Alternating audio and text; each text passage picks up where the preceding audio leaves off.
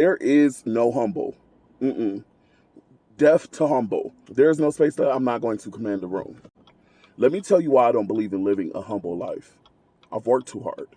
I've gone through too much. I've overcome too much to walk into spaces and shrink myself, dim my light to make other people comfortable with myself.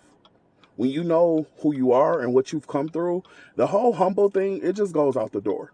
When I walk into a space, it's going to give main character. hmm It's always going to give that. When I walk into a space and I assume the atmosphere, you're going to know that I'm there. You're going to know that I'm there. And sometimes I'll do it silently because I do recognize that there's also power in silence. You might just smell my cologne. Own the space. Stop shrinking yourself to make other people feel comfortable. Walk in your skill. For every accomplishment that you have, you should be rewarding yourself. You should be proud of yourself. You should be praising yourself. You should always be committed to letting people know what you are good at. People should be able to clearly define who you are, what you do. It shouldn't be no questions asked. In 10 seconds, they should know who you are because you're always boasting about you. You own that space. So do not dim yourself. Walk with your head up. You should be proud of where you come from. Y'all, I was a 15-year-old dropout. I am on my way to my office right now as a senior level corporate leader who helps people manage their wealth. The same guy who was a dropout and homeless. You think I'm not going to be proud of that? I run a successful, not only is this my 6th or 7th business, but I run a successful consulting agency helping influencers and creators and entrepreneurs and executives to tell their story and define their brand. I help people manage success. The same person who was very unsuccessful in the first era of their life. You don't think I'm going to walk into the room being proud of what I know I do when I know that there are tons of people who have benefited from my success, from my skill sets, from my strategies, from my methodologies.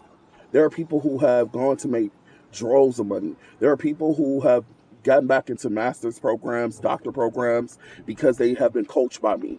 Why wouldn't I talk my shit? There is no shrinking. When I walk into a space, I own the space. I own the space. I command that my presence be respected, that my skill sets be employed, and that people understand that I am not going to reduce myself to make anyone comfortable.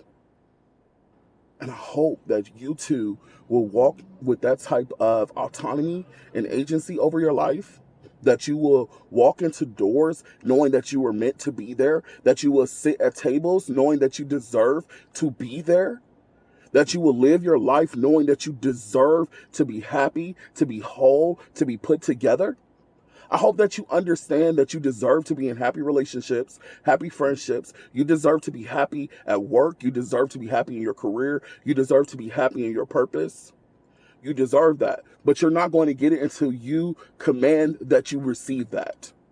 Until you make the nervous system change to walk into that type of energy. Until you make the change internally, it's not going to happen.